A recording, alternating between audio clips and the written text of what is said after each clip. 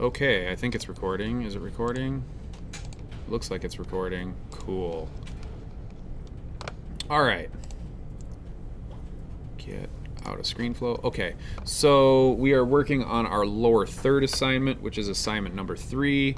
We're going to start working on some of our our objectives here, which is following video safe guidelines, which I touched on briefly. But in order to bring up your video safe or title action safe, you can go ahead and click on this little cross down here and click title action safe, and it gives you this grid.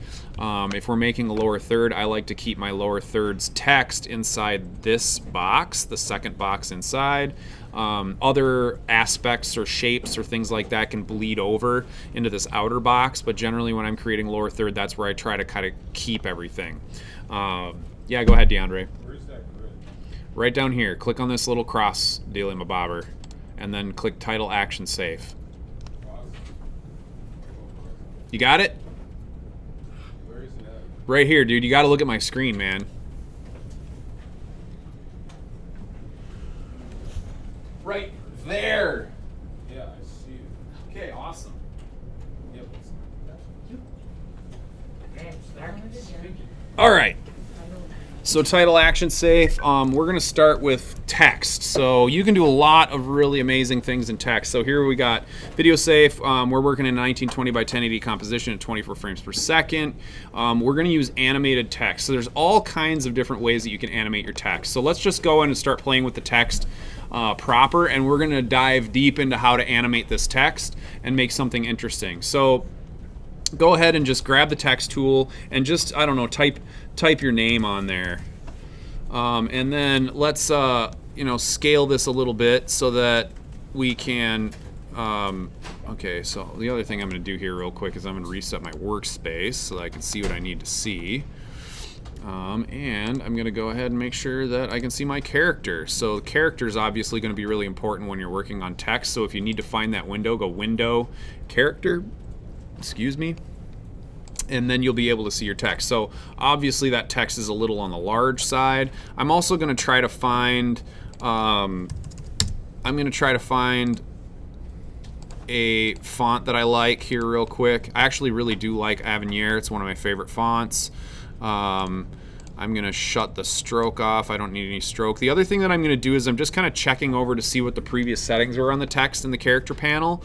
So you can see that you can do all kinds of things, like you can stretch your text, you can crush it. There's all kinds of things you can do with it to kind of manipulate it inside this character panel. So I would come in here and just make sure that like your text vertical scale is set to 100 and your horizontal scale is set to 100 so that your text is even and it looks the way that it's supposed to look. It's not stretched out or doesn't look funny. The other thing that I'm going to do is I'm actually going to work in all caps. So along the bottom of the character panel, you got all kinds of options for how your text is controlled. So if I click this guy right here, it makes my text in all caps. I'm going to do both my first and my last name, just so that I have some characters to work with. And then I'm using the move tool, V for the move tool, to kind of just center up my text, sort of. The other way that you can center your text up is you can use the Align tab. So if you come in here on the window and you click Align, it will show you the Align tab, and you can use this to center your text both vertically and horizontally in your composition. That is a really handy little window to get used to using. All right, so we have our text. If I say I wanted to change this to a different font, I can select all of my text, then you can come in here and you can find a font that you like. Again, I think sans serif fonts are really good for lower thirds, so I'm going to try to continue to work with a sans serif font. Let me see if I can find another one in here that looks halfway decent. Well, there's Microsoft Sans Serif, which is just a really simple, bold, easily readable text.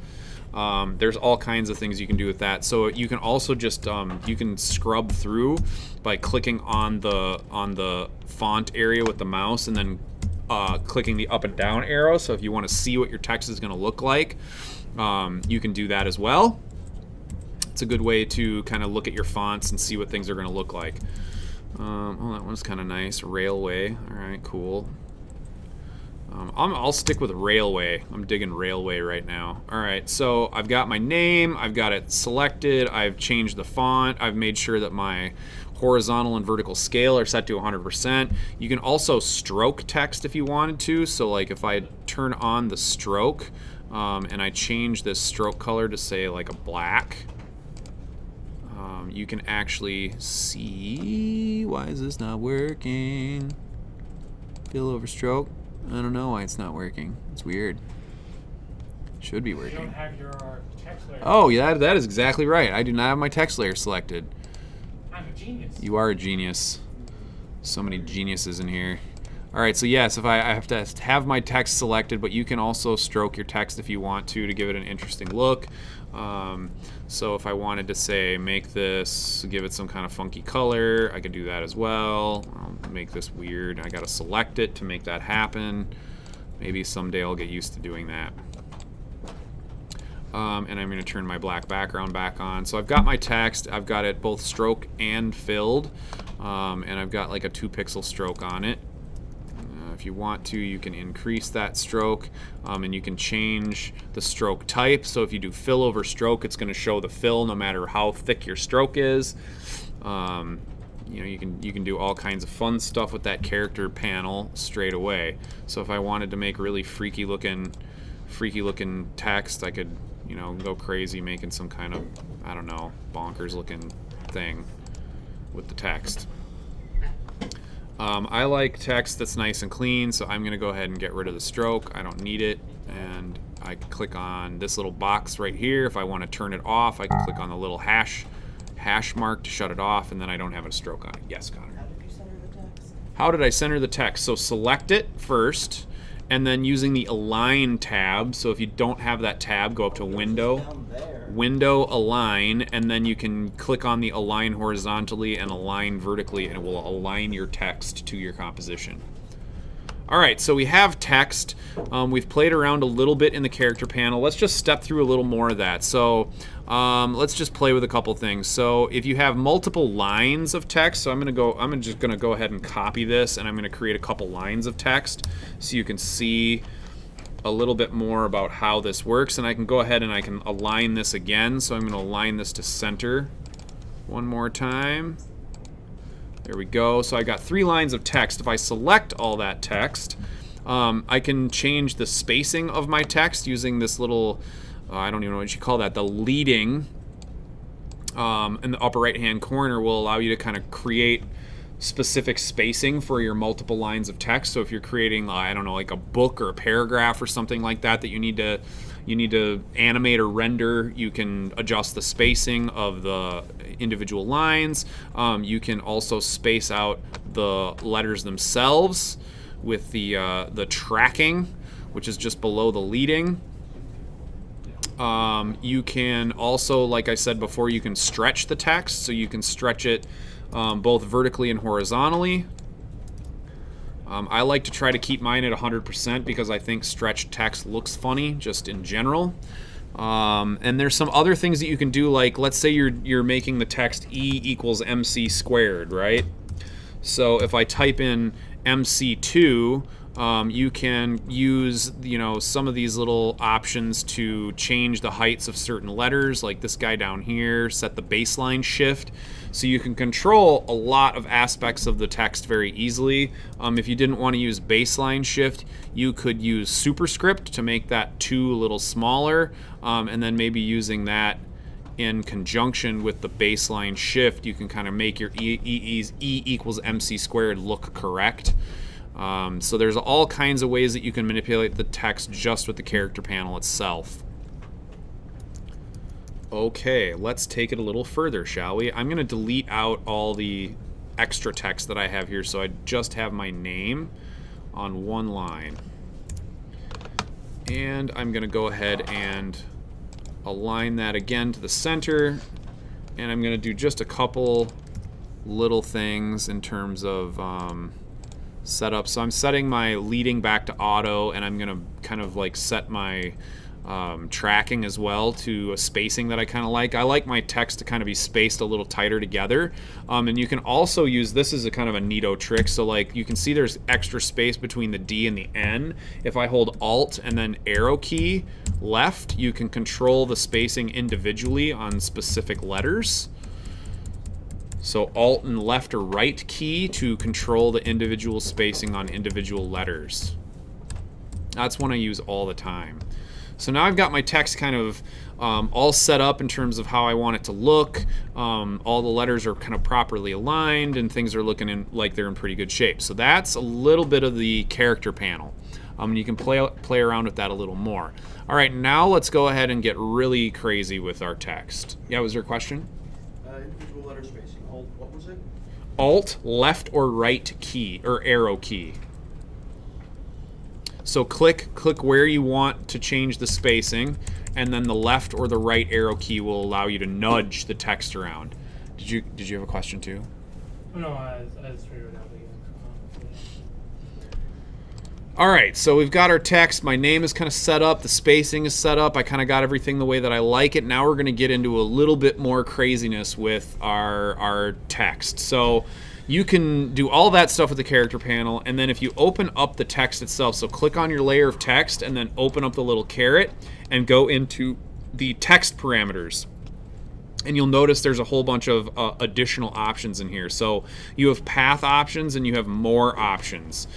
So After Effects has a built-in text animator, which is very, very robust. You can basically add and animate any parameter that you want to animate on text. So you can animate its scale, you can animate its tracking, its kerning, its leading, its line spacing, pretty much everything. So you'll see that there's this little animate key right next to the right in that text line.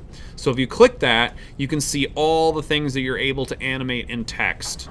You can do all this stuff. So all of these create animatable options for you to control the text and its spacing, bleeding, kerning, position, rotation, opacity, all the stuff. Yeah, question. What key again? Which key? So there's this little animate Oh. thing right here with a little caret next to it. You click that little caret and it will allow you to control all these different aspects of the text. But let's not get too far ahead of ourselves. So I want to show you the path options first. So the path options are really cool, right? So you can basically make your text go on a roller coaster ride with the path options. So how to control the path. So when you want to use a path with text, click on the text layer and then let's grab the pen tool and we will create a path on which to put our text on. And I'm just going to create a little roller coaster hill with a little loop-de-loopy thingy over here. I'm going to go like this, and like this, and like this, and we're just going to create a little path for our text to fly upon. And I'm going to come in here and just kind of play around with this a little bit. And right now this mask is not doing anything, but it will be doing something very shortly. So I'm just playing with this a little bit, just smoothing it out, having a little fun with it. Playing with the loop-de-loop a little bit more so it looks the way that I want it to look. Cool. All right. So now I have this path or this mask on my text, right? So if you go into the path options and you can see that there's a path area and you can click on that and you can say mask 1 and it will set your text along the path. And it will give you additional parameters with which to animate the text, right? So you can control the first margin and the last margin, and that will control the text along the path. So if I wanted to say make a piece of text that said roller coaster, and then I wanted it to actually move on what looked to be a roller coaster path, I could use this to do just that. I'm holding the shift key, FYI, when I'm scrubbing this along the path because it takes a really long time to make it go from point A to point B if you're not holding down the shift key. So you can see you can do pretty cool stuff with the path itself. So when you're working on your lower thirds, you might, say, hey, I want to give this path thing a try and see what I can do with it. The other nice thing kind of just about the path text in general is I'm going to go ahead and delete this mask real quick, is you can do things like curve your text, right? So if I come on here and I just create a really simple curved mask and then tell it to sit on the mask, I can just create a really nice arched text very easily. I can arch it up and down. I can come in here and I can control this path itself to kind of change the way that my text moves or looks upon the path. Just to give it an interesting look. And then if you go in here and you start playing with things like the leading and the kerning again, so if I come in here and say space my text out a little bit more, you can have it like take up the whole path, or you can have it take up parts of the path. There's all kinds of crazy stuff you can do with the path text. Does anybody have any questions? Is everybody able to make the path text work? Yes? Trouble setting the last path. The last path? Margin. Okay, so first and last margin basically just control where it is along the path, right? So I try to only really use one of these. I think if you try to use both, what it'll do is it'll just slide it around. So you really only need to use one. I've never run into an instance where you need to use both of them to make them do something. You can also do things like force alignment, which will align the text to the path along the entire path. So whatever your text is, it will stretch it out so that it fits along the path. Yeah, DeAndre. Are we connecting path to position? Nope. So I'm using the first margin to move the text along the path. And this is not like something that we do on the timeline. Oh yeah, you can control all this on the timeline. So I turned force alignment on. So this is honestly where you'd want to use the first and last margins. So you can see that there's now, when I turn force alignment on, which is this guy right here, it gives you the margin at the end and the margin at the beginning. So if you wanted to like squish your text or have it like hit a wall or something like that, so let's say that there's a wall over here at the edge, and I want to control have my text kind of start, like this, and then I want it to squish, and then I want it to kind of come out like that. You can animate all that stuff. So let's say I want to animate this, so I'll have it start here. I add a keyframe. I move it forward a few frames.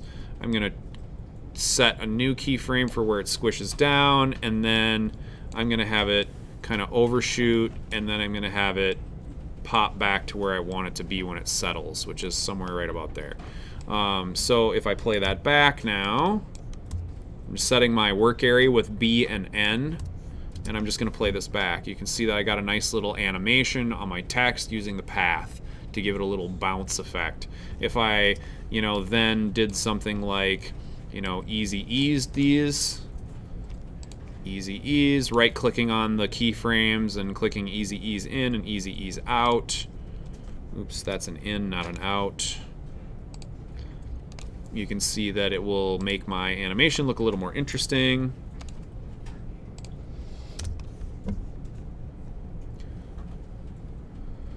So all kinds of neat things that you can do with the path text and the margins and all that good stuff. What did you do to get it to squish a little bit?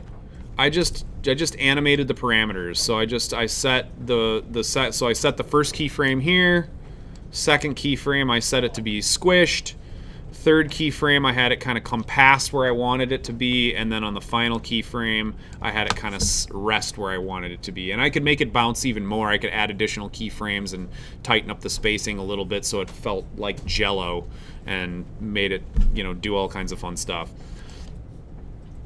So that's path text. You can do all kinds of neat stuff with path text. I'm going to go ahead and delete the path and kind of get this back to its standard setup.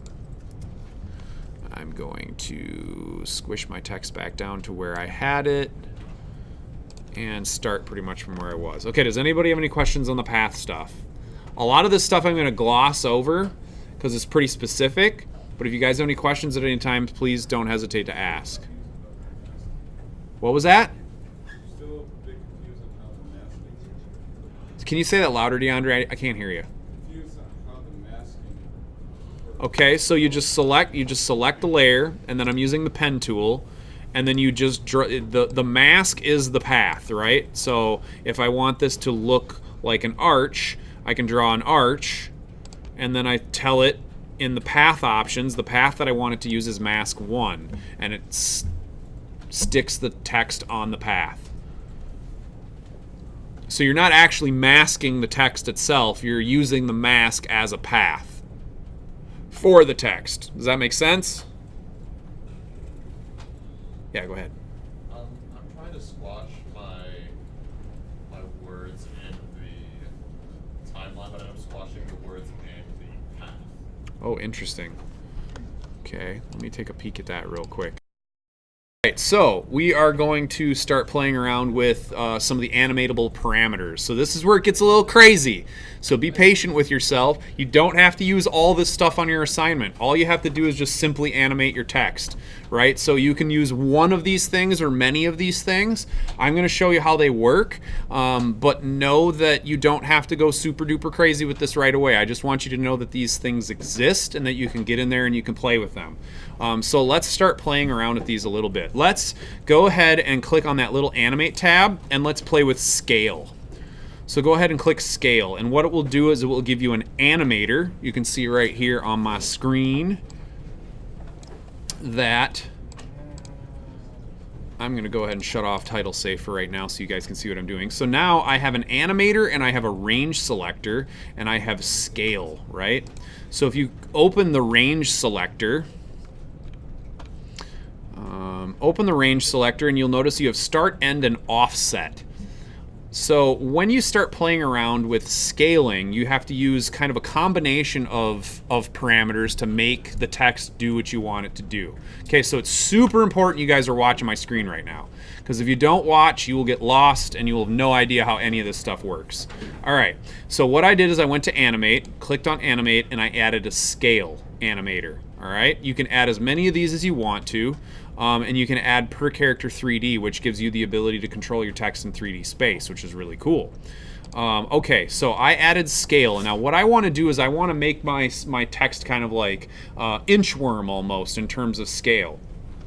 So when you add scale, you can control the scale, and you can also control where the scale happens in your text by controlling the start and the end and the offset. Right? So you can see if I control the offset and the start and the end, I can create some really interesting effects using scale on my text. Who wants to see that again? Okay, so here we go. Animate, scale. Scale will give you an animator, animator 1, right? Underneath that you have start, end, and offset. You also have an advanced tab, which will allow you to like control units and all kinds of other crazy stuff. I would recommend that you kind of just keep it simple for right now, and if you want to, you can go in and you can play around with some more of these things. I'll be perfectly honest that generally when I'm working with text, I don't always take it to this extreme.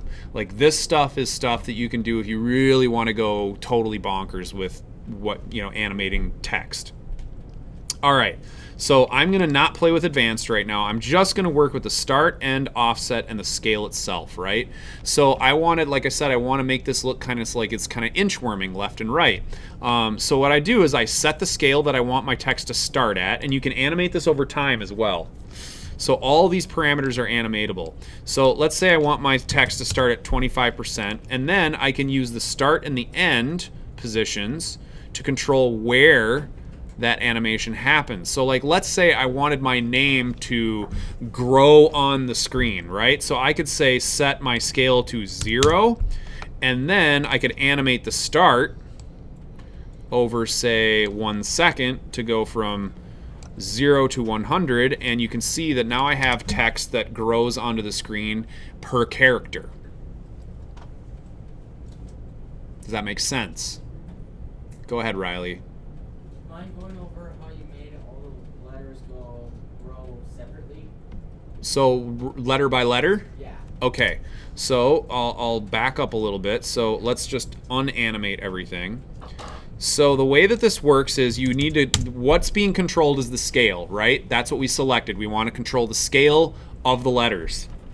And if you go into advanced, you'll notice that it's where it says based on, it's based on characters. So you can do this by word or by sentence as well, right? So if you had, say, like a paragraph of text that you were animating in After Effects and you wanted whole words to pop on like this, you could set it to You could set it to words or you could set it to lines. So there's all kinds of different ways you can control this. By default, the animators are set to per character, right? So it's set to characters, so we're controlling each individual character. And then what are we controlling, Riley? The scale, right? So we can set the scale to what we want it to be when we create animation with this, right? So let me say I'm going to set this to 25%. It makes all of my characters 25% scale. Then, in order for this to actually work, you need to control the start and the end of the scale in order for you to see it actually affecting the text, right? Because the text is always 100%. It's because we added this scale parameter that it allows us to control the scale of the characters individually, right? And then if I wanted this to say like inchworm like I was talking about, you could control the offset and it will inchworm the text from one offset to the next. Go ahead, DeAndre. Okay, what if I say that we take like the middle part and then like, and basically it starts from the middle and then like, I don't know, it would just get bigger on both sides? Okay, so then what you would do is you would set both the start and the end to 50%, right? So now the start and the end are set to 50%. I'm going to set the offset to 0, and then we're going to animate this, right?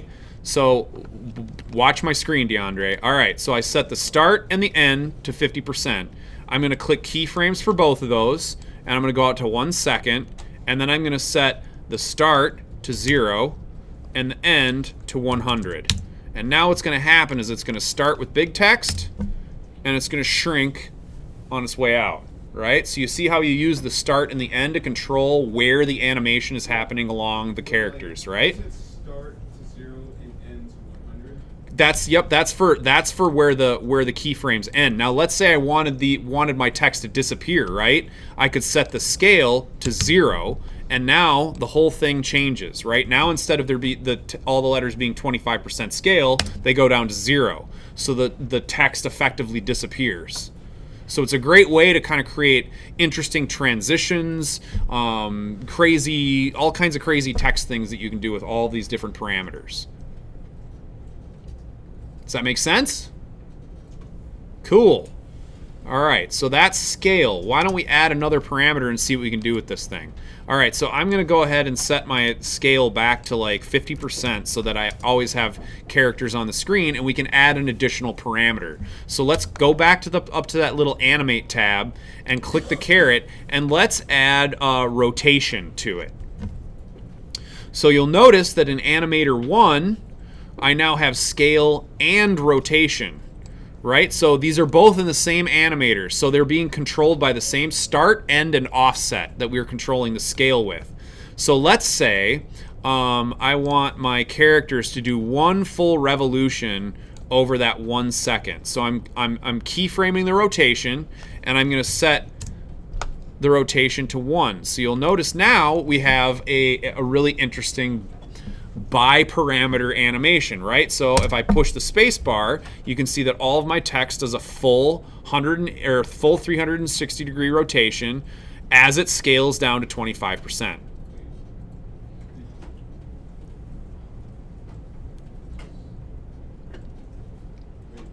Where did you start from the rotation? I'm doing all this over the same 1 second, right? So I added the rotation using the little animate tab. So click on the little animate tab and add a rotation, and that adds a new rotation to the animator number 1. I believe you can add additional animators too.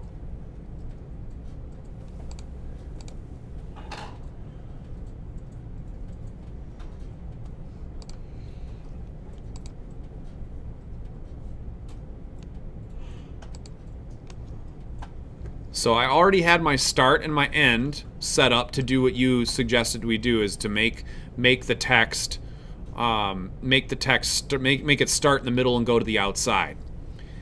And at the same time, it's doing a full 360 degree rotation. And I could change that. I could say I want it to do 3 rotations over 1 second, and now it's going to get even more crazy. Gets all nuts, right? Pretty crazy looking.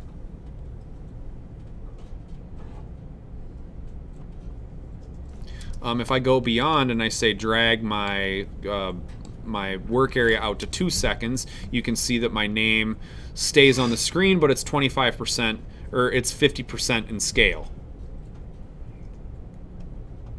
Are you with me, DeAndre? I'm Just playing? just playing around. Okay, so then we can add additional parameters to this. So let's actually make this into kind of an interesting transition. So the next thing I'm going to do is I am going to add a tracking animator. So I'm going to come down here, go back up to the animate section, and I'm going to add tracking to this. And so now I can control the tracking over time. So let's say I want this text to kind of track back to its like normal size, right? So let's see if I can make this work. So tracking type before and after. I'm going to set a keyframe at the beginning. Actually, I'm going to set a keyframe at like 12 frames. So that this kind of, actually I'm going to just arbitrarily set this. I'm at like 16 frames. So I'm going to set it so that this thing tracks kind of back to my original scale size.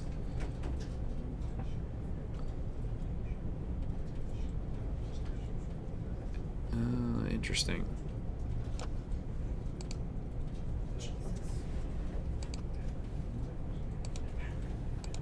Give that a shot and see what happens.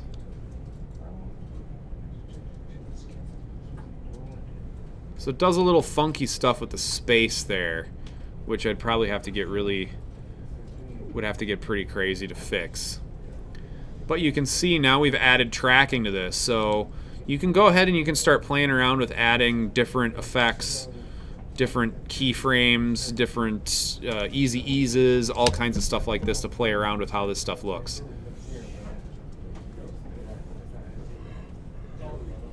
Is there a way? Wait a minute.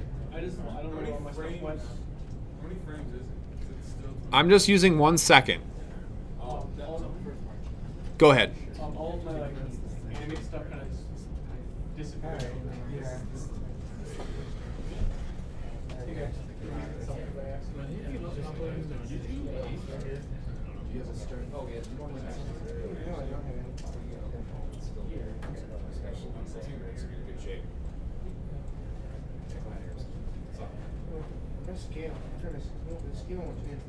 Okay, so you have to affect the scale because no start and no offset. So you have to move your start and or offset, and then it will affect the text. All right, so and you can keep piling on different effects here too. Like you can do all kinds of crazy stuff with this. So let's say I want to do a blur, right? So let's say I want to start my text really blurry at the beginning. Oh, actually, I'd need a new animator for that. Let me see. How can I add a new animator? Where is it? Where is it? At the bottom. No. I want to add a custom animator for this. Let's see. Can I duplicate that? Yes, I can. Awesome. Okay, I know there's a way to do that, but I don't really remember how to do that right off the top of my head. Okay, so I just duplicated what I wanted to duplicate, and I'm playing around with the animators. So I want to create a blur on this that starts blurry and ends not blurry, right? So what I did is I duplicated my animator, and then I got rid of all of the parameters that I don't need. So now I just have an animator and a range selector, and I'm going to set these back to their standard settings. And now I'm going to go ahead and add a property to this. So I'm going to go ahead and add blur. And so basically what I'm doing is I'm just adding an additional animator to this so that I can control the parameters the way that I want them to be controlled. So I want the text to start off blurry and become readable over time. I just selected the animator 1 and then Command D to duplicate. And then I can go ahead and I can have this animate over time. So I'm going to set this to 50% again. And I'm going to go ahead and set that there. And then as it goes over time, I want this to go here. this to go here, and I actually want these to be reversed, so I'm going to reverse these keyframes real quick. So now I've kind of created this interesting transition of text. It's doing cool things.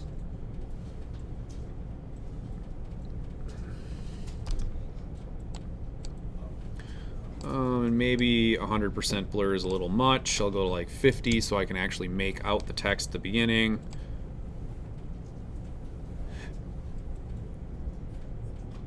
And if I wanted to, I could do things like change the start and the ends a little bit, offset these, see what happens with that.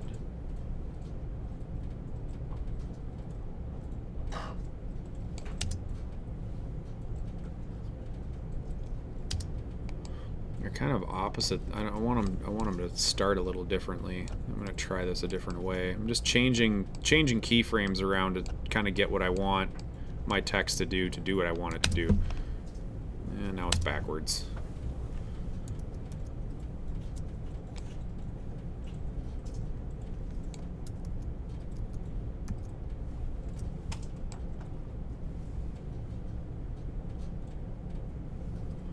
In AnyLight, you can see that you can do a lot of really crazy text animation stuff with all these different animators and parameters. Okay, does anybody have any questions? Wait, how did you do that reverse blurring? You know, when in the middle of that, like. So I duplicated the animator. I deleted out all the properties on the second animator. You can see I've got 2 down here, right? And then I added a blur animation to it, and I changed the way that the parameters work so that it does what I want it to do. So I'm not going to get too specific on this because we could literally spend all night just playing around with all these different effects. But you know where it is, and you can play around with it to get specific effects. All right, so we need to move on here. Let's take a look at what we got next. All right, so animated text, pre-composing, you guys know how to do that. Effects, you guys know how to do that. All right, keyframe interpolation and the graph editor. All right, so let's say we're going to create an actual lower third here. So let's get into this a little bit. So we've played around with animated text. You guys know where video safe is. We're going to start making an actual lower third here. So let's start creating some stuff. All right, so I've got my text. I'm going to go ahead and I'm just going to reset the text. I'm going to delete this and just type my name in so I can get some clean text. I don't need all that animation on it. I'm going to start with my name again. And I'm going to use the align tool to center my name up on the screen. And then I want to kind of start creating a lower third out of this. So I'm just going to create a really simple stylized lower third using some shapes. And we're also going to kind of use some masking techniques and things like that to reveal the text. So I'm just going to kind of have it make it look like this text kind of comes out of a cursor, and we're going to draw like a nice clean little line and a shape underneath, and just use some shape layers and some layer solids and some masks to create a little lower third, right? All right, so I've got my name. I'm going to create this lower third kind of big inside this composition, and then if I want to, on a subcomp, I can move it or drag it or put it wherever I want it to be for the final end animation. So I'm going to create this a little larger than it needs to be, and then at the end, I'll position the lower third. So let's kind of draw this out to see what this will look like in its final form. And like I said, I'm going to kind of have like a shape draw on the screen, reveal the text, and then kind of be on there, and then have some sort of like line and shape underneath. So let's draw this out and make it look kind of the way that we want it to look. So I'm going to start with some shape layers. I'm going to go with well, let's see. I'm going to go with like a let's find a fun color here. I like yellow. I'm gonna go with yellow. So I'm gonna just pick a bright yellow. I'm gonna create just a simple, kind of cursor looking box. And this is gonna be one of my animated shapes that I use to kind of bring the text in, on, off. I'm gonna have that shape animate over time. And then let's also create It's just like a nice clean line underneath with an additional shape layer. So I'm going to go ahead and utilize almost the same color that I used before. I'm just going to darken it a little bit. And I'm going to just create kind of another shape. I'm going to try to make this as close to symmetrical as possible. And I'm going to scale this shape down a little bit. I'm going to use the pan behind tool command trick to get the anchor point to go to the center of the shape so that when I scale it, scales it uniformly. So I'm just going to use this over here as kind of like a sub shape.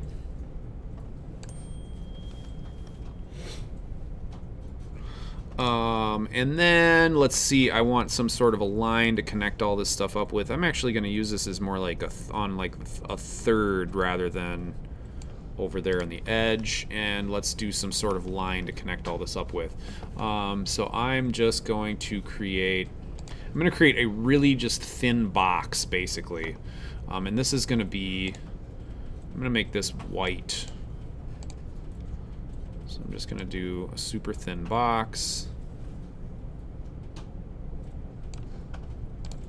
That just kind of creates a clean white line. I can change this stuff around whenever I want. Maybe I make these kind of draw together or some such.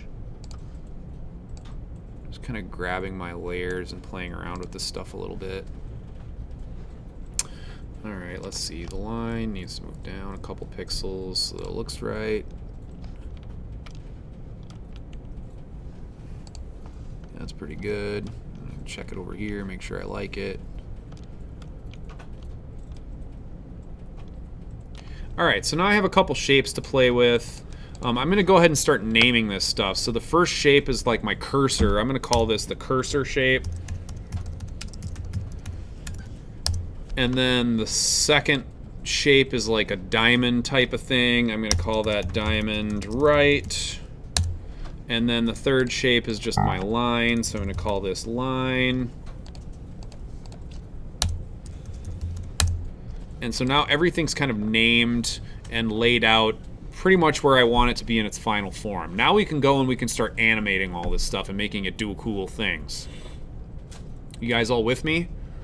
I'm a little bit behind right now. Go ahead, How Connor. did you make that rhombus? What was that? How did you make that tilted rectangle? So I use the pen tool, and then I use the shift key to draw at a 45-degree angle, right?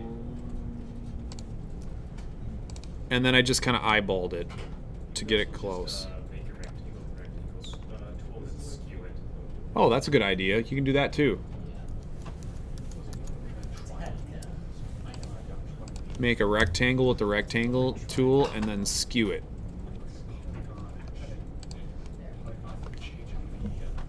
Go ahead, DeAndre. It was kind of a little animation idea. I was thinking like if it's possible to actually make like the text do an animation to make it look like you're typing it, and you know how there's like the cursor thing that goes that links. Yep, yeah, you can do that. I'm going to do this a little differently because I want to show you some additional techniques that you can use to do reveals and things like that, so you can make things come on the screen in an interesting way. There's actually an effect called Type On that you can use to do that. So if you select your text and you go to your effects and presets and you type in type, you can see that, oh, it's called typewriter. So if you put typewriter on your text and you animate that over time,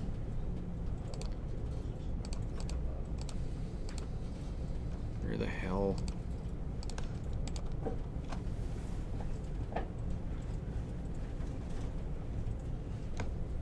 Why is this all messed up? Yeah, okay, yeah, so it's actually that type on is an animator effect.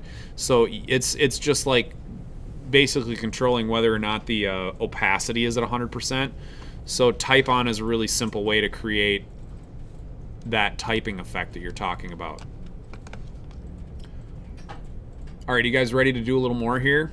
All right, so now I have my lower third pretty much set up the way that I want it to be set up. I have some shapes that I can animate to make this look interesting. So I'm gonna start working on, so what I want to have happen here is I want that cursor shape to draw on the right-hand side, reveal my Todd Randall text. So it's gonna sweep across the text and reveal all of it, bring it into life basically. And then I want to have my little line like fly in and my diamond to like come out of the line. So there's a bunch of stuff that we have to do to make that all work. So we're gonna use some a technique called oh, what the heck is it again? It's called, where's the word? Track mats. So we're gonna use track mats and some additional shapes to make these effects happen. And we might use some masking as well. All right, so, what was that? Tax map, where'd you get that? We'll get there. We haven't. Oh, never mind, I got it. Yep. So toggle switches and modes will give you the track mat options. All right.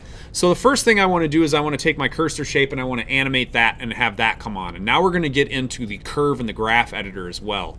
So I'm going to start with my cursor shape and I'm going to have, so generally when I create animations for lower thirds, I try to make the in and the out animations pretty short. So like 12 frames to a 1 second, so 24 frames, and so that you've got a full 5 seconds where the lower third is visible the whole time, right? Does that make sense? So you don't want your animation to take 5 seconds and for your text to only be up there for 2, right? So the animations are going to be quick. I'm going to do my animation in 1 second. So I'm going to go ahead and go over to the 1 second mark with my current time indicator, and I'm going to be controlling my cursors scale and position. So I want to go ahead and keyframe the scale and the position. Everybody with me? You're at 1 second, you have scale and position set. Done. All right, cool. So then I'm going to go back to 0 and I'm going to start animating this. So like I said, I want my cursor to start over here on the right-hand side of the text, sweep across the text and reveal it, and then come to a stop over here. So I'm just going to animate the cursor right now. So I'm going to go ahead and get it in its first position, which is over here on the right-hand side. Oh, and I need to do one more quick thing here before I do this. I need to make sure that my anchor point is set to the center of my box. So I'm going to go ahead and click on that cursor shape, and that was not what I wanted it to do. You want it to, There we go. You want it So to position it off screen? no, I just want to set the anchor point to the center of my little cursor shape. I mean, when you're animating the position scale thing, you want us to. Nope, I turned off all the keyframing so that it can move by itself and it can scale by itself. So I turned off all the keyframes that I already did. So I'm back at 1 second, and I'm going to go ahead and set position and scale. So this is where it's going to land. And now I'm going to go back to 0, and I'm going to move the position across the text so that it starts over here.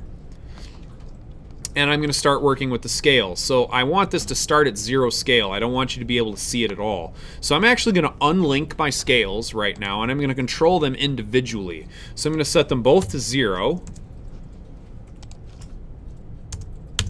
for right now. I'm going to scoot over like 3 to 5 frames. So let's see, 1, 2, 3, 4, 5. And I'm going to scale one parameter up to 100%. And then I'm going to go ahead and move 5 more frames, 2, 3, 4, 5, and I'm going to set the other parameter to 100%. So it's being a little funky right now, like it's growing and moving at the same time. So the next thing that I want to do is I actually want to create, I want to take this first position keyframe. Is everybody watching my screen? So I'm going to take this first position keyframe and I'm going to copy it, and then I'm going to scoot over to like, I don't know, 18 frames or so, and I'm going to paste it, so that this cursor can grow in position and then sweep across my text.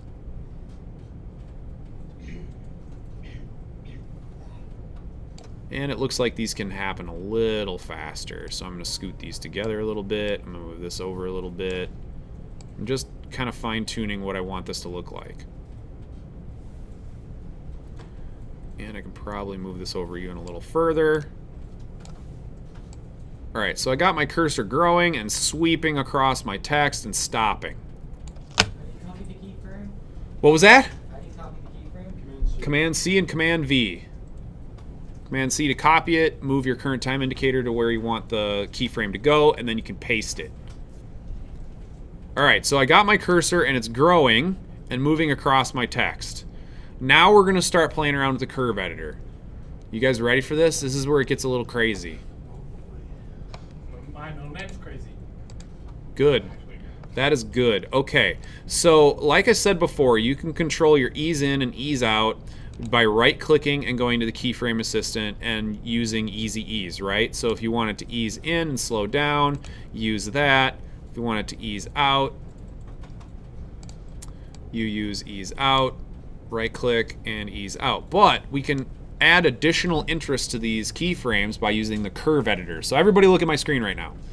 Everybody, including DeAndre, look at my screen right now. All right, so this guy right here, this little button, the graph editor, allows you to control keyframes in all sorts of fun and crazy ways. So go ahead and click on your graph editor and you will notice that your interface changes. Right, and I added an ease in and an ease out to my two keyframes where my cursor moves across the screen. So it's now slowing out and slowing in. And we can do all kinds of fun stuff with this. So let's go ahead and right-click on the graph itself and change it to Edit Speed Graph. So what we want to do is we want to edit the speed over time. So we're going to change the way that these keyframes are interpolated, hence keyframe interpolation. So the graph editor is a great way to allow you to do that. Right-click on the graph and select Edit Speed Graph. All right, and then the next part's pretty easy. So the important part is you have to have easy eased in and easy eased out your keyframes. So if you didn't do that, you need to do that first. And you can do that inside the graph editor. So you'll notice down here in the bottom, you have those keyframe options, right? So I'm going to lift up my interface a little bit so you guys can see this. You have easy ease out and easy ease in, and you have easy ease over here on the right-hand side. So you can click on a keyframe and select which parameter or which easy ease you want to use, which interpolation you want to use. So once you've done that, you should have a curve like this in your graph editor. And that graph editor is showing you how many pixels per second that particular object is moving. So at the height of its movement, this box is moving at like 3,000 pixels per second. And then it slows down to 0. That's your easy ease in and your easy ease out. You have a question? Okay.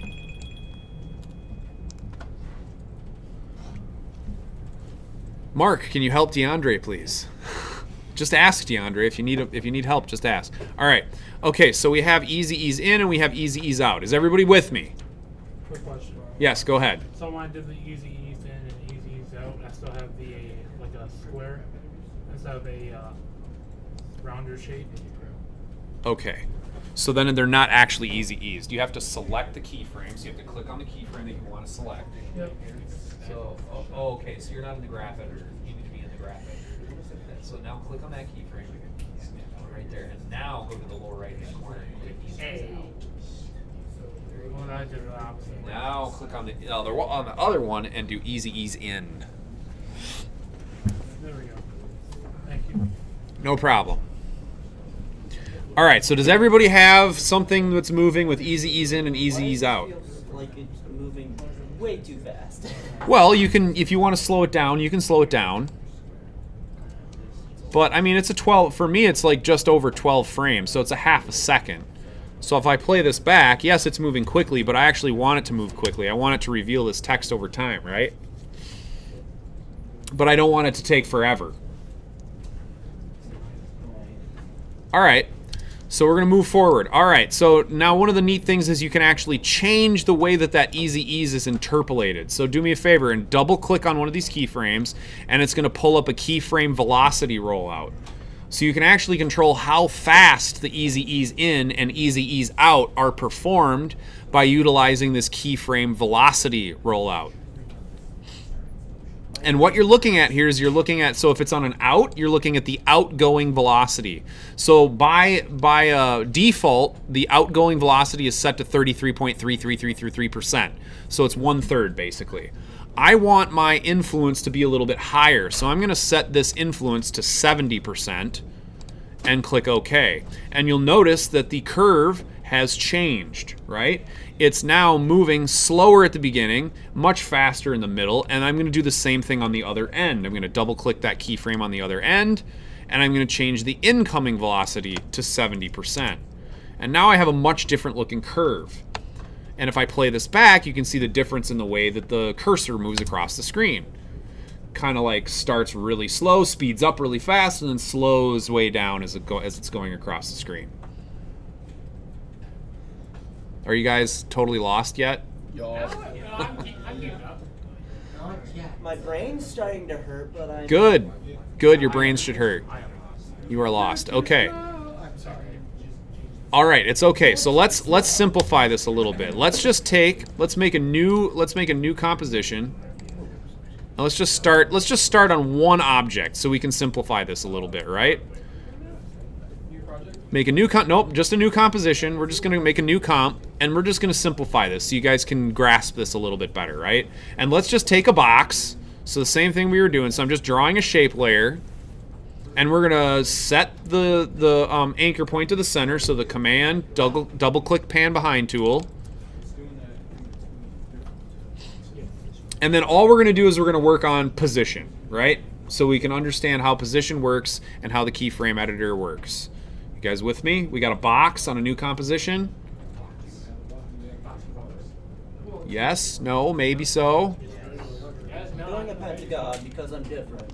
Okay, so then let's take our box and let's push P, select the box and push P for position, and let's just animate this thing moving across the screen. So I'm setting a keyframe at 0 seconds, and I'm going to fly over to like 2 seconds, and I'm just going to make it move across the screen. So it's the same thing we're doing with our cursor.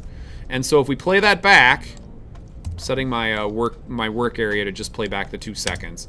If we play that back, this is the motion that we get. Just a point A to point B, no frills animation, right? Does everybody have a box moving left to right?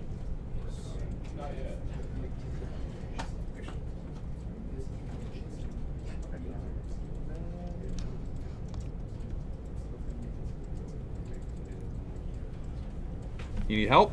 Okay. Good? Got a box moving left to right? All right, here we go. How do you center align the box again? Center align, so use the Align tab. So go to Window, Align, and then you can align it. But you shouldn't even have to. Just I think I meant the. How do you get that star in the middle again? The anchor point? oh, the anchor point. So you're going to click on the shape, hold the Command key, and double-click the Pan Behind tool. And honestly, it's not really that important for this one. If we were scaling it, it would make all the difference, but we're not going to scale this. We're just going to move it from point A to point B. Okay, so everybody watch the animation. It just moves from keyframe to keyframe, no frills, right? Okay, now let's go to the first keyframe, right-click, go to Keyframe Assistant, and say Easy Ease Out. And why is it Easy Ease Out? It's going out from being normal. Like out and in. Right, it's moving away from the keyframe, right? It's moving out of the keyframe and then in to the next keyframe. So then we're going to go to that next keyframe. We're going to right-click on that one, and we're going to say Easy Ease In. And then let's play it back and watch it. And now the animation is different, right? It eases from one point to the next. Yeah, but how do we get it to do the thing where like it came up and then moved? That was just scale. I'm simplifying for the graph editor so you guys can see how the graph editor works. So that was scale. I controlled the scale to do that. But how'd you keep it in place? Okay, so if I want to keep it in place, what I did is I added an in-between keyframe, right? Sure. So like if I wanted this to scale at the beginning, so let's just set the scale up, right? So scale from 0 to 100%. Simple. Scale from 0 to 100, right? And if I want to keep it in place, what has to change? Well, what's it doing when it's moving from left to right? What parameter is it utilizing? Position. Correct. So what do I need to do with the position keyframes to make it stay where I want it to stay at the beginning? Put an anchor point where we want it. Nope, we just need to move the position keyframe so it starts when we want it to start. Okay. Right? So now it stays at the beginning and then moves across the screen. That's wild, man. Good. Heads are blowing up. This is good. I know I'm throwing a lot at you, but just bear with me. I do it so that we can get a lot done in this class, and I know it's a lot to take in, and I don't expect you all to master it in the first go. So just hang in there with me. We'll get through it, I promise. And then when you actually do the assignment, it'll be easier because you'll have all this information. You'll be like, hey, I don't need to use all of it. I just need to use a little bit of it. So the only time you need to use the keyframe interpolation is on one parameter. So if you just do it on position, you can forego it for everything else except that one parameter. Yeah, I got that now. You got it? Good. Okay. I just missed one thing and then I was like freaking out. about Yep, that. no worries, no worries. And if you have questions, you guys ask. I know I'm throwing a lot at you. Go ahead. Should you easy in, out, and easy in everything that you do on there, or should you just do? So, should you easy ease in and easy ease out everything? That is completely 100% subjective, right? So, if you feel like it needs it, then you can do it. If you like the way it looks, keep it. If you don't, then you can make it just a solid animation.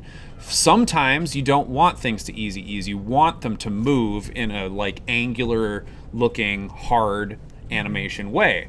Other times you want one keyframe to be really easy eased and ramp over time, right? It's all subjective. It's all in terms of like how you want your text to move or your shape to move or how you want your object to move from point A to point B. It's all subjective. Like it's like the bouncing ball thing, right? Like a bouncing ball starts off slow and then speeds up and then bounces and then slows down again and then bounces again, right? So it's got a very specific motion to it. And you can use the graph editor to create the way that that ball bounces.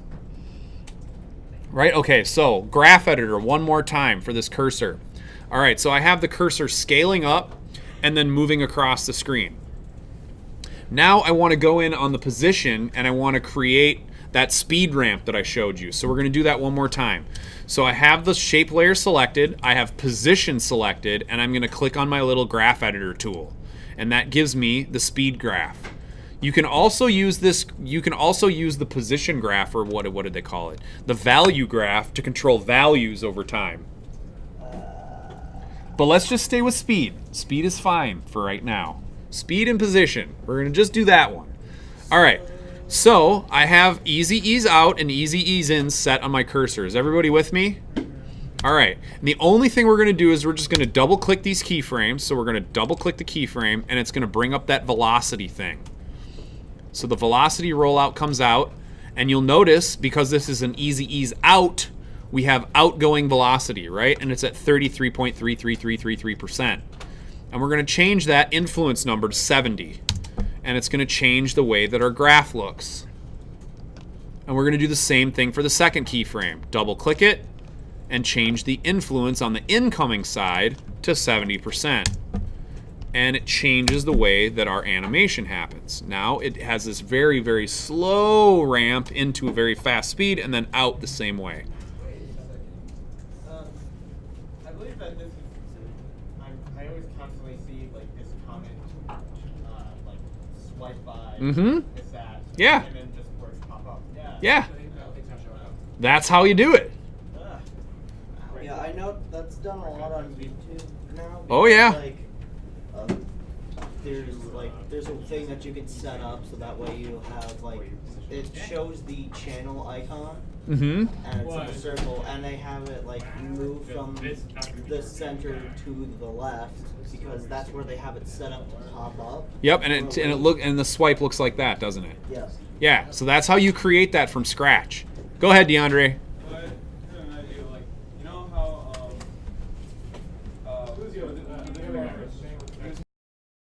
Get back into the whole lower third thing here. So I've got my little cursor, it scales up, it sweeps across the text, it's got some animation to it, and now what I want to do is I want to make that cursor reveal my text for me. And that is where it gets a little crazy. Yay, crazy. All right, so there's a couple ways that you can do this. Let's do the mask way first. because I think it'll be a little easier to do it the mask way than it will be to do it the track matte way. I'm going to turn my graph editor off for this. Okay, so let's go ahead and select our text. And then let's make a mask. So I've got the rectangle tool up here. I'm going to use the rectangle tool, and I'm going to go ahead and I'm going to kind of start my rectangle right over here where my cursor is. And I'm going to draw it out to the left, sort of close to where my cursor should be stopping.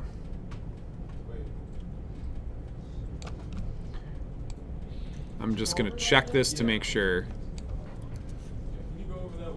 All right, I'm just drawing a mask, you guys. So I got my text selected. I'm using the rectangle tool. And I've got my cursor kind of where it starts over here, right? So where the cursor starts and ends is kind of important. So I'm going to go ahead and draw my mask out, kind of where the edge of this cursor is, all the way across the text, kind of to where the cursor ends. And I'm going to check this because I need to make sure that this kind of... What I want to do is I want this mask... I want the edge of the mask to be on the back of the cursor, right? For good reason, because when we animate this mask, it's going to reveal the text over time. So I put it on the end of the cursor. Right now, right now we're seeing what we want to see inside the mask. But what we're going to do is we're actually going to invert this so that when we animate it, it reveals over time. And we'll get there in just a second. Okay, so I'm checking the back to make sure that my mask is kind of at the edge of my cursor, and it pretty much is. Looks pretty good right there. And then I'm going to kind of scrub through to where my cursor stops, and I'm going to make sure the other side is kind of where the cursor ends. And I'm leaving a little bit of overlap there. The other thing I need to do is change the color of this mask so you guys can actually see it. Alright, so that is what my mask looks like. So I got a little overlap on the front, and then the back is almost exactly where the cursor is on the end. And now we're going to animate the mask to match the movement of the cursor itself. You guys ready? Here we go. Alright, so to animate the mask, what we want to do is we want to open the mask parameters. So right next to masks, click the little triangle, and you'll notice there's some options in there. We've got mask path, feather, opacity, and expansion. We're going to be using the mask path option. We're going to be controlling where the mask moves from point A to point B. So go ahead and where the cursor starts to move. So one of the things you're probably going to want to do here is you're going to want to be able to see your cursor's keyframes, right? So let's click on the cursor shape and push U. And what that will do is it will show us all of the keyframes that we have on our cursor shape. You guys with me? Sorry, repeat that. So click on your cursor shape and push U so that you can see all of the keyframes that you set on the cursor shape. And now we can make sure that when we animate the mask path, it's animating in the same places as the cursor shape is, on the same frames, right? That's really important.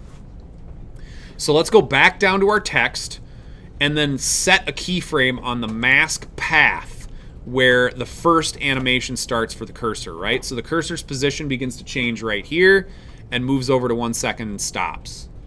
So I'm setting a keyframe there. And then I'm going to move to the end, and I'm going to change the edge of my mask. So here I'm selecting, everybody look at my screen.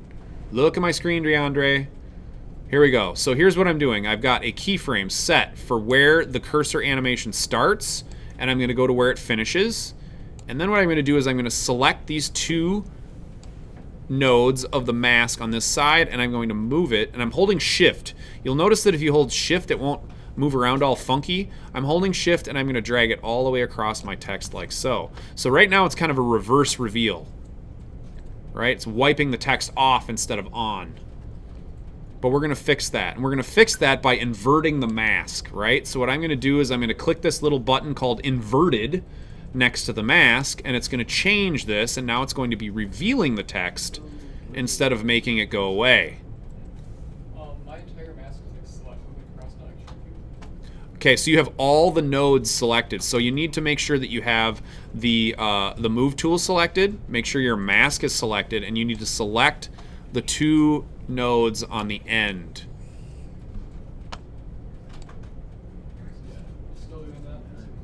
Mark, can you help him out? Yep.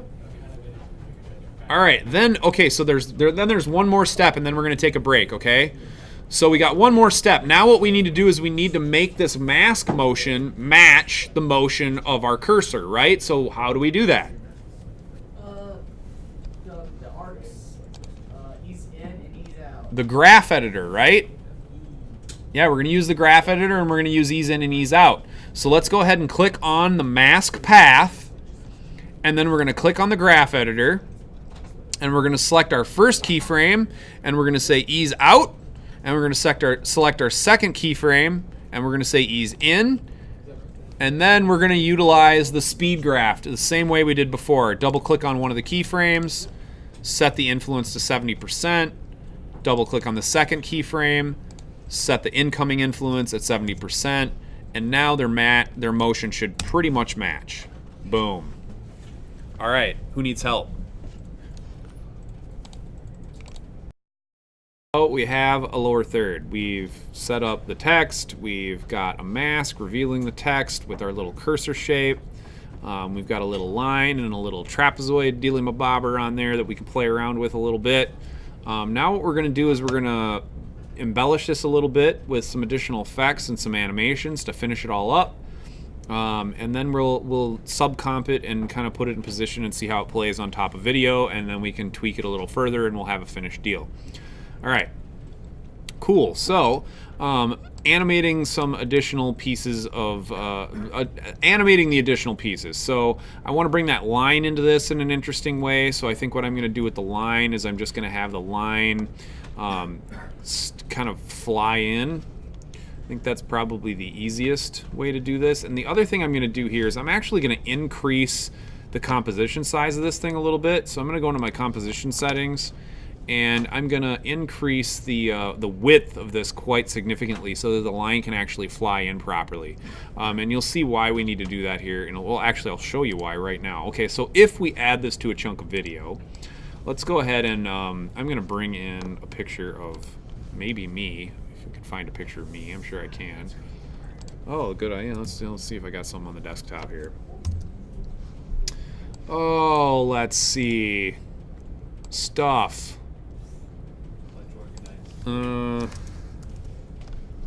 There we go. Let's see. That's a lot of folders. Yep, there's a lot of folders. Animation stills. Let's see what is in here. That's Charles. That's Camden. More Camden. More Camden. Jared. There's Dallas. Let's see. Is there anything in a spaceship interior? All right. Well, I'll just see if I can pull something off of Facebook or some shit.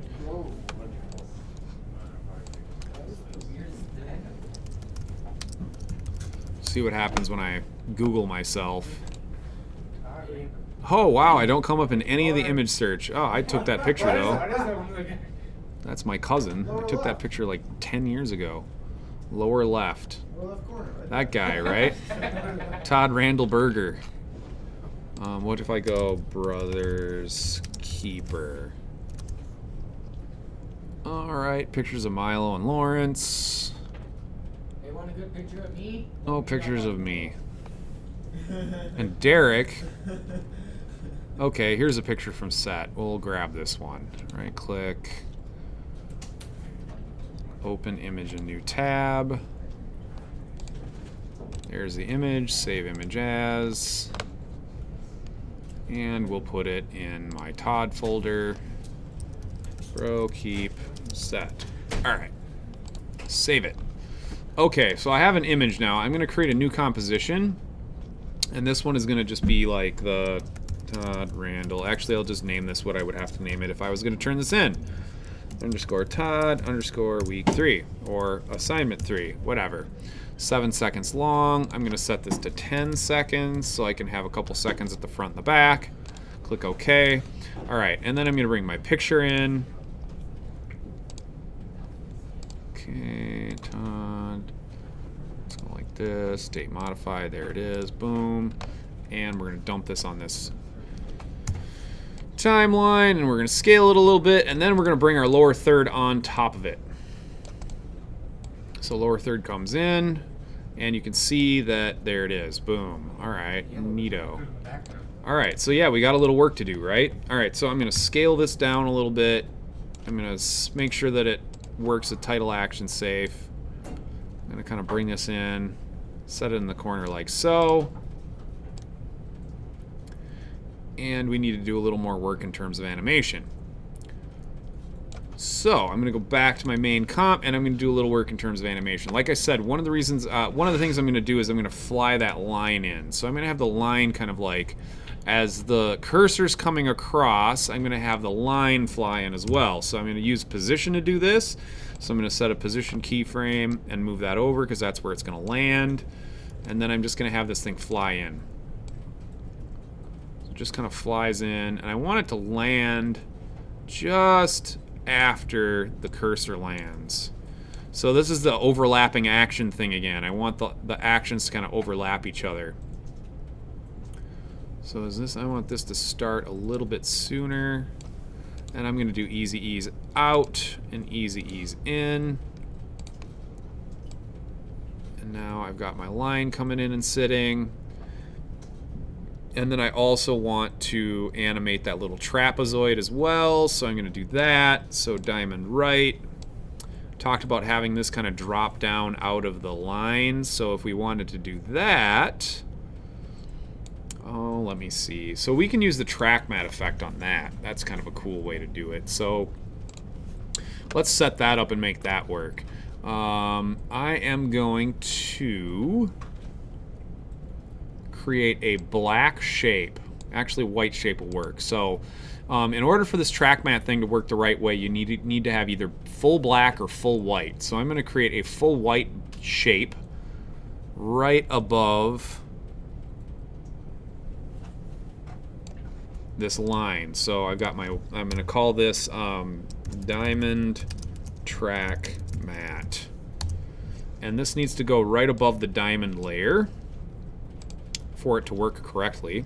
And then what we're going to do is we're going to set this up so that it basically matches the bottom of this line. So I'm getting in here pretty close, and I'm just going to make sure that this is going to work for what I need it to work for. So I'm setting it at the bottom of the line so that when it animates out, it's revealed properly. All right, so I've got this little white box, right? And what I want to do with this white box is I want to be able to have this diamond. I'm going to shut the white box off for now. I want this diamond to kind of like sink down out of the line, right? So I'm going to use position again, and I'm going to have the position, there's my final position, and I'm going to have it start up here above, and I want it to just ease down out of the line. So right now, if I play this back, this is what it looks like. Fit up to 100%, play this back. So obviously that's not what we want. We want it to appear like, we want the diamond to appear like it's sinking out of the line, basically. And that's where the track matte shape comes in. So what I'm going to do is I'm going to go to diamond right, and then where it says track matte right here, I'm going to click on this box, and I'm going to say, well, I have to guess here a little bit. So I'm going to say Luma Matte inverted, or Luma Matte first. Okay, that is not what I needed. There it is. So I did Luma Matte inverted, and now you'll notice that the box is invisible until it passes outside of the where the white box was. So that's a really simple way to create basically you could do that with masks too. It's a little more difficult when the layer's moving because then you'd have to move the mask in addition to the layer. Go ahead, Riley. Yep, so all I did was create that box, right? So I'm going to back up a little bit. So I created the animation of the diamond. So the diamond, I just set that diamond up, and then that white box is what we're using for the matte, right? So the matte's basically what is deleting the diamond above that line. And so what I did to set that up is I have my white diamond mat, set the box up so that it was like right at the bottom of my line, so that as the diamond kind of sinks out of it, it fully overlaps. It looks like I actually need to increase the scale of this just a little bit. Oop, not the diamond itself, but the mat. And I need to set my pan behind tool trick. Yeah, I just need to make sure that it completely covers the diamond. And then, so I've got this white box, and you'll notice that the white box completely hides the diamond, right? But we need to set it up so that it becomes a mat, so it's not visible. And the way you do that is you go into where it says, you go into the diamond, and then where in this little track mat column, Riley, are you looking at my screen? So there's a track mat column right here, TRKMAT. And then what I did is on the diamond itself, I tell that to be set to Luma inverted mat. And what that does is it looks at the layer above it as for its matting information, right? So that diamond track mat layer that I made is what Diamond Right is looking at for its mat information, right? So if you look at this, it says Luma inverted mat diamond track mat, which is the layer directly above the diamond layer itself, right? And you'll notice that you get this these two little boxes on those two layers. It basically shows that Diamond Right is using diamond track mat as the mat layer, so that you can see that they have a relationship with each other. Is diamond track mat a shape? Or? It's just a shape layer. And it's not visible, which is really nice. It actually works really well for this type of effect because you can't see it when you're looking at it. Can you tell me your name again? Adam. Adam, what can I help you with? I don't have those like mode and. Okay, so if you don't have these modes, click the toggle switches and modes button at the bottom. Oh, thank you. Right? So you click that and then you'll have your track mat options. Thank you very much. Yeah, no problem.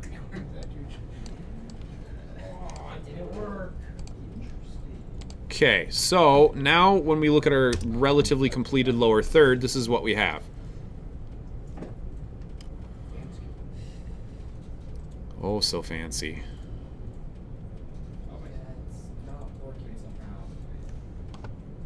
Okay, the track mat thing's a little complicated, so I will come over and I will help you out with it. So we are adding embellishments to make this pop when it's on white a little bit. So I'm going to start with some drop shadows. So the first thing I'm going to do is add a drop shadow to the text. And I'm going to make this nice and dark. Maybe make it like 90% transparent. And I'm going to keep the distance pretty tight. It looks pretty good. I might add a little bit of softness to it just to break it up a little bit. Question, Riley? It's just in the effects and presets drop down. So effects and presets, type in drop for drop shadow. So I'm going to do a drop shadow there. I'm also going to do a drop shadow on, I'm just going to do drop shadows on like everything. Make it simple. And for these ones, I'm going to change it up a little bit. Cursor shape.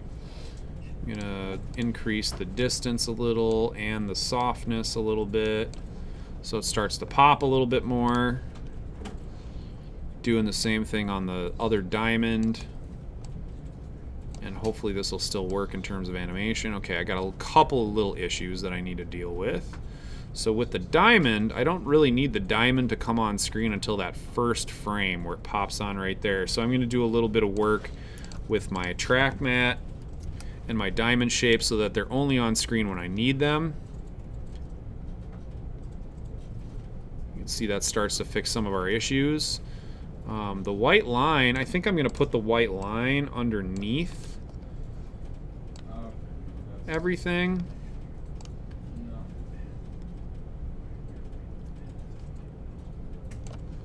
So that's popping a little bit better. I'm going to go back and look at it one more time. Yeah, it starts to become a whole lot more readable. when I add the drop shadows in. You could also do things like add, you know, you could add sort of a, you know, like a faded black corner or something like that. So we could do something like this. So I'm just going to have a nice big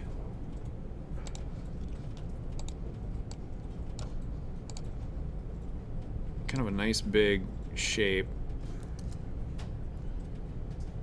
It just kind of comes over here.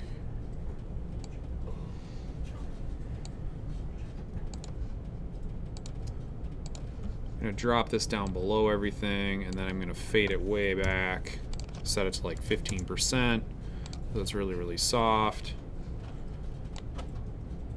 And I'm going to have it kind of animate out as well, maybe just after the line. So this I'm going to call tint, whatever. Add some position animation to this.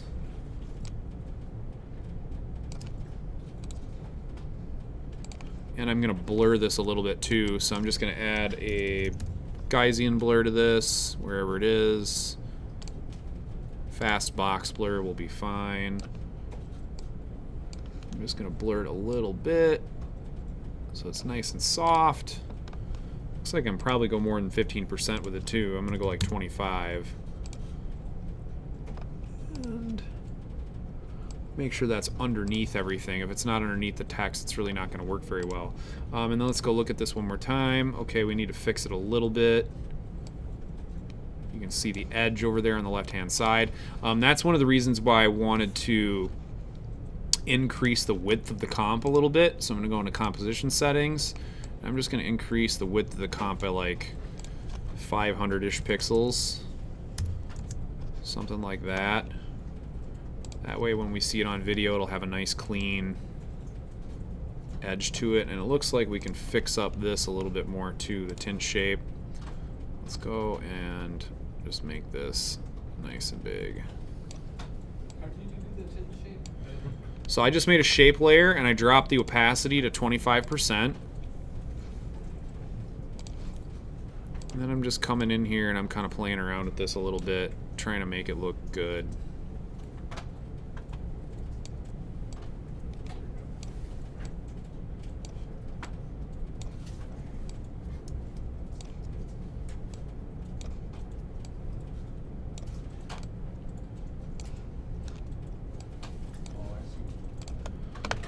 There we go. That's looking pretty good. So it just darkens the video around the white text a little bit, makes it pop a little bit more, and then this is what we get when we look at the lower third. It's looking a lot better now. Yeah, I know those people. Yeah, you do. I actually see barely.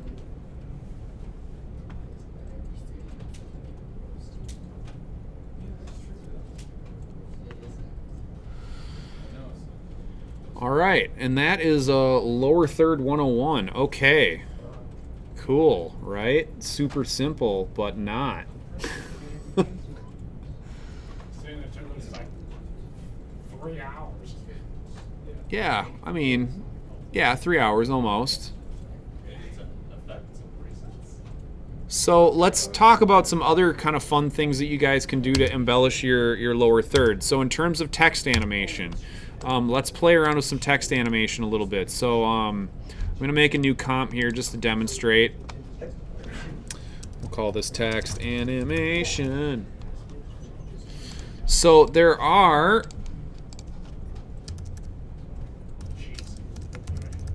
we're going to fix that. That's way too big. And we're going to set this to fit up to 100%. And we're going to find a nice sans serif font.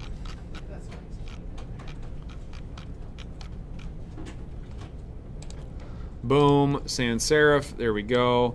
Okay, and we're going to fix this composition so that it's the proper size. Alright, so if you want to play around with some more text animation stuff, if you go into the effects and presets, why does that keep disappearing on me? It's really driving me kind of crazy. If you go into the effects and presets and you just scroll down to text, oh wait, no, it's animation. That's where it is. Animation presets, text. There are tons of kind of cool pre-made animations for text, right? So like, let's just do flutter in from left. If we play these back, you can see they do all kinds of neato things that you can drag and drop and add to your text very quickly to give it some interest, right? You can take and you can control these keyframes as well. So if you come into these keyframes and you wanted this to say happen a lot faster, you can come in and control the keyframes and increase the speed at which these animations take place. There's a whole bunch of neato ones. So there's a ton of different 3D, fly in, flutter in, swing in, twist, whatever. There's some simple animate ins and animates outs. Let's just see fade up by character. If you add that in, it fades the characters on one at a time. Again, you can go in and you can increase the rate at which this happens by just controlling the keyframes. You could do, let's see what slow fade on looks like. There's a whole bunch of these things that you can just come in and play around with. So that's a good way to add some interest to your text animations really quickly, by just going into the animation presets, text, and then start, play around with like dragging and dropping some of these and finding one that you like or that works for your specific setup.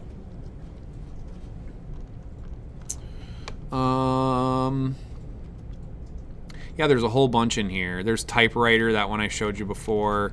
Let's see, there's animates in, there's blurs. The ones that are blurs are kind of cool. Foggy is one that I use quite a bit for things. It just fogs the text on to the screen. It's a nice, quick text animation that you can use for all kinds of things. Works really simply. They've got all kinds of different like types. There's like lights and optical, does all kinds of funky stuff. Let's play around with those a little bit. Office light. Let's see what happens when I put office light on it. So office light kind of makes the text like flicker and wiggle and stuff. So that's a good one if you want to add some interest to some static text.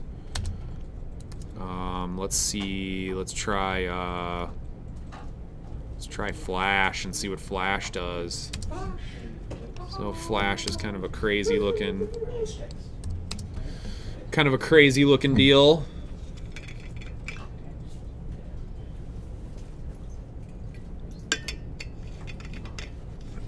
So all kinds of neato little text animation things that you guys can play around with in the animated presets. Those are fun to play with. It'll also help you get a little bit more familiar with how the different animation and selectors work. So these are all based on those per character or animatable parameters that we were looking at earlier in the text layers themselves. That's what all of those pre-made animations are derived from. So cool things that you can do with text there. I'm going to check the overview again real quick and just make sure that we're not missing anything.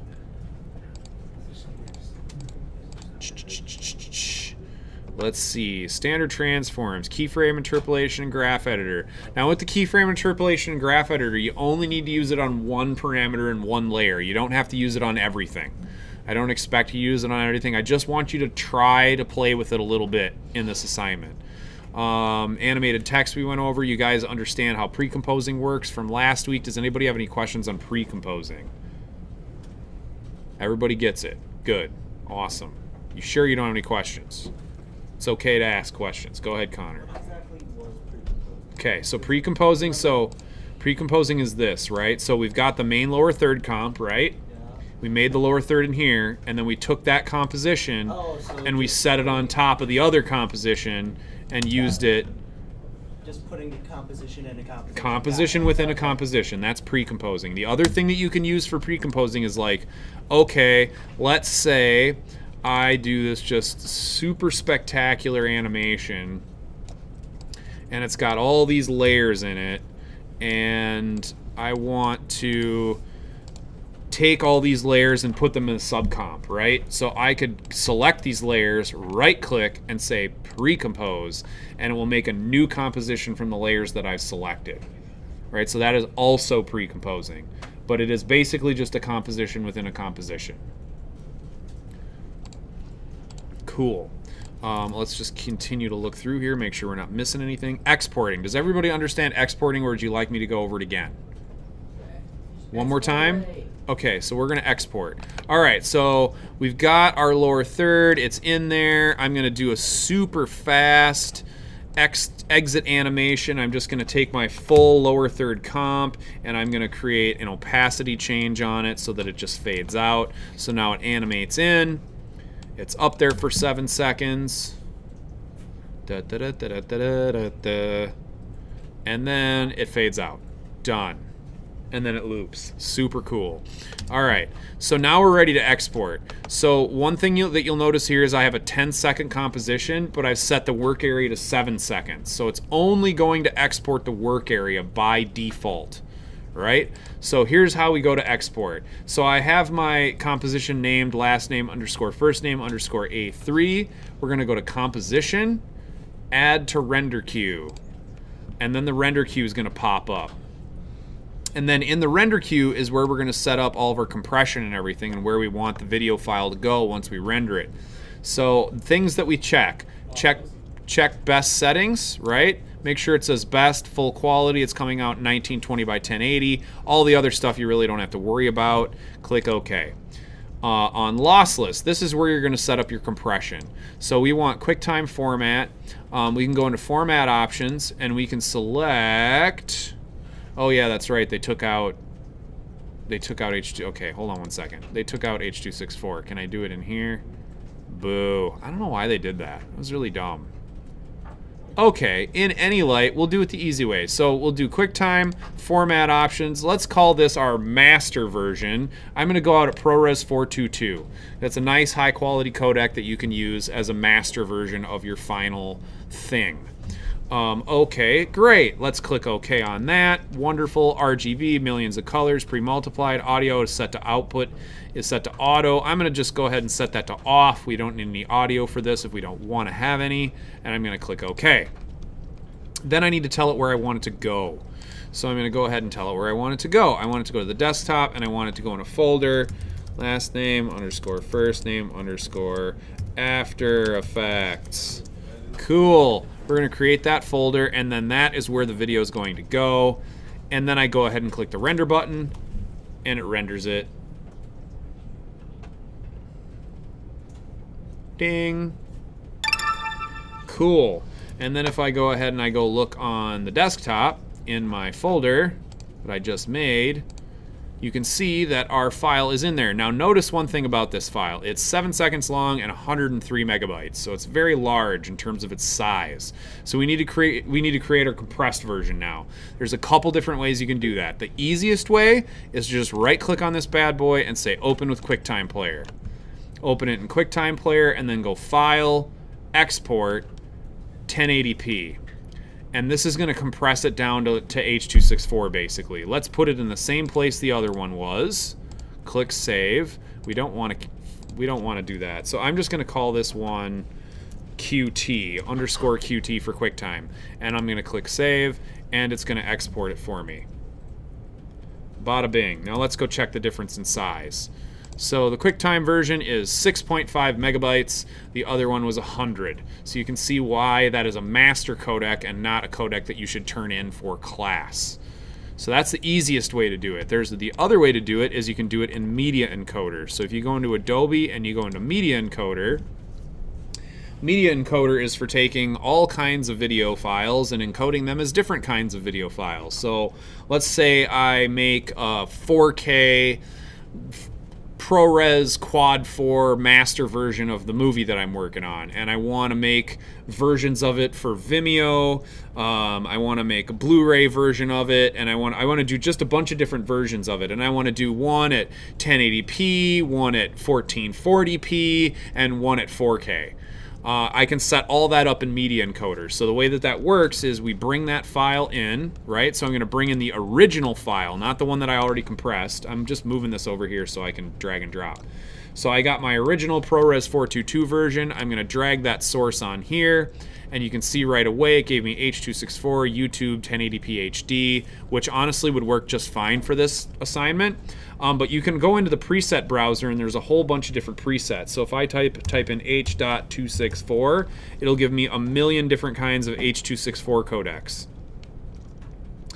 Obviously, we want one that fits our source, right? So what we can say is like, let's do match source medium bit rate, right? So I'm going to go ahead and put this right here. It's going to say match source medium bit rate. It's going to be H.264, and it's going to save a new version of it. I want to call this one underscore H.264. It says MPEG-4, but it's H.264 encoding, so whatever. I'm going to click save, and I'm going to click the play button, and it's going to encode it for me. Ding, it's done. I can go look at it over in my folder, and this one is 4.4 megabytes instead of 6 megabytes. So you can see you can save tons and tons of space, and this is why I want everybody to compress before they turn it in, so that I'm not waiting to download a 100 meg file that only needs to be 4 megabytes for me to look at to grade, right? So if I play this back, this is what we get. Pretty simple. So the QuickTime way is super easy. That's the fastest, easiest way to do it. If you want to play around with Media Encoder a little bit, learn that. That's a good thing to understand and learn so that you can do different versions of things for different versions of things. Like you can use the YouTube one. Like if I wanted to come in here and let's say I want to do one for Vimeo. Okay, there's a whole bunch of Vimeo settings. I can click on the Vimeo 1080p version and it makes a Vimeo version. Okay, now I want a YouTube version.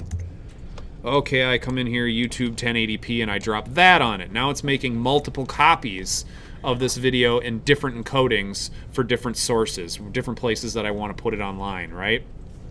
This works really, really well when you're doing stuff from like high-end media. Like, let's say I shoot, you know, a corporate video and I shoot it all in a RED in 8K, and I export my 8K footage, but then I want to make a 4K version, a 1080p version, a 720p version, and a standard def version, so that my client can put all those different versions in different places on their website, on YouTube, on Vimeo. They can send them to their other clients who they want to show off to. I can take that one 8K file and then make a whole bunch of different versions from it very quickly using Media Encoder. Very cool, right? Yeah, I know, it's awesome. Okay, let's see. Questions. Go ahead, Adam. Is all that information about exporting written somewhere? 'Cause, like, Well, I am recording it into this here lecture, so And yes. where will you be uploading this video? I will do my best to upload it to the Hennepin Tech YouTube channel. Do you guys know where the Hennepin Tech YouTube channel is? Go to YouTube and search up Hennepin Tech. Well, maybe. I don't know if that's actually going to work, but you can try that. I'm going to go ahead and stop this recording.